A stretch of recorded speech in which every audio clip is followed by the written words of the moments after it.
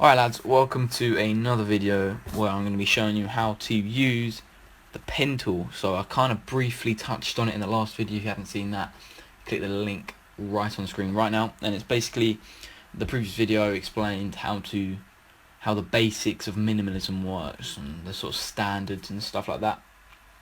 I haven't done the detailing yet. I'll be working on that in the next one, but I did have a few questions asked about the pen tool and the advanced sort of ways of using that, and yep, that's what this video is going to be about. This is the basics of the pen tool. So like always, get your go onto file, click new, and get the sort of size. Like I said in the last video, I'd recommend sorry, hold on a sec. That's the sort of size I'd recommend, 3840 by 2160.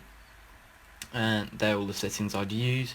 So yeah, this is our blank canvas. Now again, second sort of thing you need to be thinking of when you're creating any design is what you're going to base it on. So I'm going to go on to Getty Images, the sort of place I need to that's the sort of place I go to get every single picture I use, because it's got the most recent sort of thing, and it's got unseen pictures that not a lot of people have seen. So I'm going to go with Joe Hart, because he's really a Manchester City hero, really, isn't he? Been sort of forced out of the club by Pep Guardiola for not having the ability to pass the ball, apparently. But I think we're going to go for this picture. Pretty standard. It's quite iconic as well. So we'll put this in Control T, bring it all the way forward using Shift and Alt, so it doesn't lose the aspect ratio. I think that's what it's called.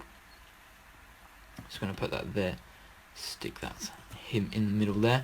So the basics of the pen tool. So create a new layer as always, and you'll click on this pen tool, and it's got sort of like a fountain pen nib. If you right click, you can see that it's got several different options. You've got the pen tool, which is the one I always use, freeform pen tool, add anchor point tool, delete anchor point tool, and convert point tool. Now you only really need to know the pen tool. The first one here, the freeform, is obviously you go around, it's literally like the lasso, and it will create points like that, which can be useful, but it's not as clean and crisp as this pen tool, really.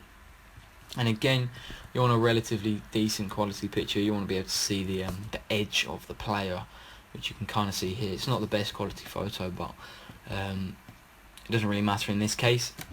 The add anchor point tool is literally, you need to have added points there, so it's pretty much pointless for now. And the delete is to delete, of course, and the convert again is pointless because we haven't put any points down. Now this is the one we'll be focusing on, the pen tool, the normal one. You can also click P on your keyboard and it'll bring it down to it. So this is the brush tool. If you click P, it'll go down to the pen tool. Now let's start here on the shirt. So to create a point, you need to click down, which is pretty much basic, and automatically you'll see this will come up here. So you've got the path or the shape. So the path is the one I usually do, but for this sake I'm going to be clicking shape, and basically it's going to be every single point we make, it's going to be creating a shape out of it. So in this new layer we'll be getting a white shape with no stroke. We can always add stroke after, but yeah, you'll be able to see here as we zoom in using Control Plus, so we don't have to go all the way into using this tool. You can literally go like that and holding the space bar on the keyboard and the mouse, click down as well, and you can drag it about without having to use this tool as well, which is pretty useful. So you're going to want to zoom in quite a lot, really. You don't want to see the pixels though, so this is about right.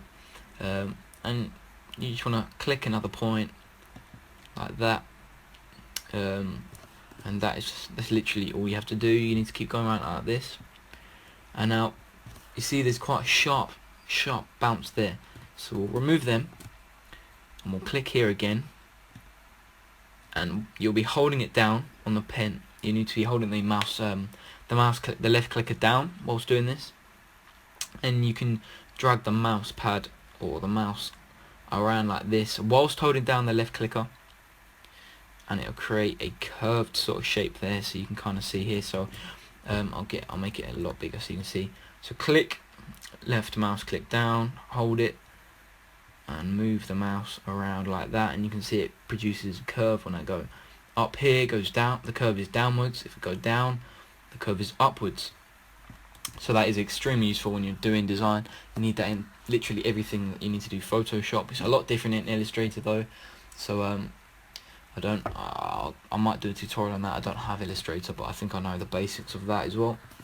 If you want to see that, I'll try and see if I can get the trial or something for Illustrator, but can't guarantee anything anyway.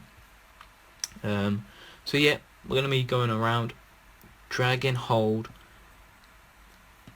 to get the little curve, drag and hold to make like little creases in the shirt, because that's the sort of thing you need to be looking at in minimalism as well. You need to get it as crisp and as close to the picture as possible. So you want as many of these as possible. You don't want straight curves, you want like up and down bendy sort of curves to make it look a lot more realistic, because the key concept to minimalism is really the simplicity of it. It's all in the name, minimalism. But you want to get your works to look simple, but you also want it to look like it's taken you a lot of time and effort to do. So if you can nail them two sort of points, you're going to have a success in minimalism, I think. I'd say that. So yeah, your goal should always to make it be 100% the best you can do. Doesn't really matter what anyone else thinks, unless you're doing it for a client, of course. Then their opinion is the only thing that matters, really. But if you're doing it like me and you're just doing it for fun, really, for now, hoping to maybe get a job out of it in the near future, or in the distant future as well, then it doesn't really matter what anyone else thinks. If you know that you've put 100% effort into this, and you're really satisfied with the piece you've done, then that's all that matters. And you can't don't let anyone tell you otherwise, because if it's the best you can do, then that is the best you can do. But you should always strive for the 100% perfection. Perfection is just an opinion, right? It doesn't matter about anyone else's opinions and standards of perfection. What you think is perfection is what you think is perfection, and that's all that matters currently. So if you think that, oh, it's only 90% that good, you've produced a piece of work, it's only 90% good, let's say, up to your standards, 90%, that's not good enough for you, is it? Because if you want to make this 100%, this is exactly what you need to be doing. You need that sort of mentality. Is it up to your standards? No. Work hard, persevere with it, try again. When it's you'll know when it's perfection. Like, you'll ask me, Josh, how do I know when it's perfect? You will just know. And the more pieces of work you do, the more art you produce, the more designs you draw, the more pieces you illustrate, you'll know when your work is perfect. So you just get that feeling. It doesn't matter what anyone else says. Someone else can say that's perfect. That's just a bonus. If you think it's perfect, then that is all that matters for now. Unless, of course, you're doing it for a client, then if you don't like it but they do, that's really all that matters, isn't it? So, because they're paying for it. But yeah, like I said, the basics of the pen tool, we're just going to go around this. I'm doing this relatively slow. I'd do this a lot quicker if it wasn't a tutorial. But yeah, we're going around slowly. You need to get all these little lumps and bumps, just so it's you've got a clean sort of finish to it. Keep going around, and using the hold and drag, keep going around, nice and easy like that.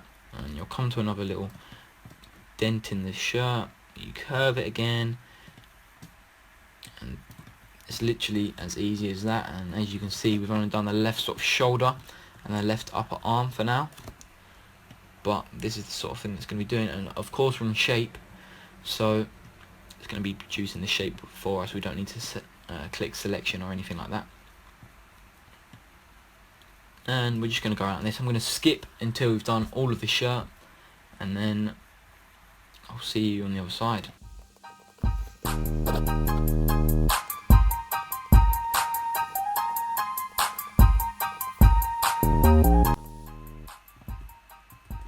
yeah, one last thing, if you're not satisfied with a point that you've made, it's a bit off, it's a bit like this, Control Alt Z will make it go back. So it's basically Control Alt Undo, and then you can go back around, make it smooth like that. So yeah, that's a quick tip as well there.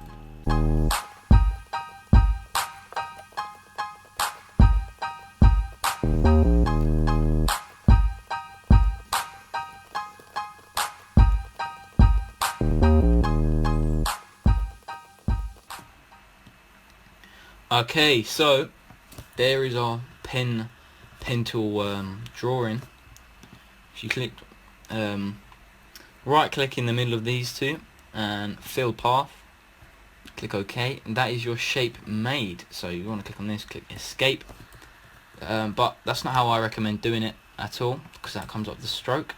So once you've done that, you need to click right click, make selection, and make sure anti-alias, I don't know what that says actually, but whatever that says, aliased, yep, I'm not going to bother. Make sure that's ticked. Someone rightly pointed out in the last video, someone left it in the comment saying that's what needed to make it a good render. So yeah, that's I apologise for not having that, but there we go. That's literally how to use the pen tool. We've got our selection there, so we're just going to choose this nice sort of dark purpley colour. Change it about a bit. The colour's not the quality is not too good, so we can kind of make it up as we go along, because that's the sort of thing you need to be doing as well. Use the brush tool, change it to a sort of hardness of 100%. This is 0, this is 100. Make it relatively big, and that is not what you want, because you want the flow up. And back to this colour. Go around. And there you go, there's your shape, there's your outline of the body. So as you can see, it's got all the sort of creases in the top there that look, it came out really nicely. And that's exactly what you want to be looking for, that sort of crisp finish. I've curved it around so there's no sharp edges really, apart from of course where it's needed. But yeah, that's literally the basics. And now you're probably wondering, how do we get this purple bit, this lighter purple bit? Well, I did cover that in the last one as well, but again, simple. Go around, click and drag, pen tool, like we've been doing, and look, it's creating a shape already, because we've got shape highlighted. But that's not what we want actually, is it? We want path, because we're making the top of the purple. Whoa. Delete that. We'll go again. Click and curve.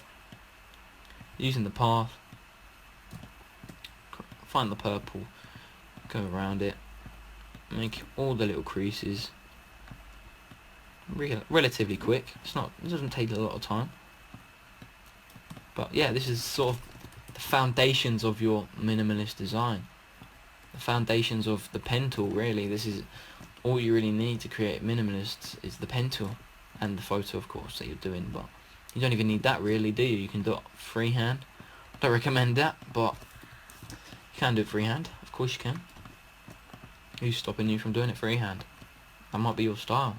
Who knows? But this is how I do it. This is how I know most of the Minimalist Footy team do it. And really, and as you can see here, I've gone completely off the lines there. I don't you don't need them. You really don't need to go along these lines, just because of the simple create clipping mask, which I also briefly went over in the last one.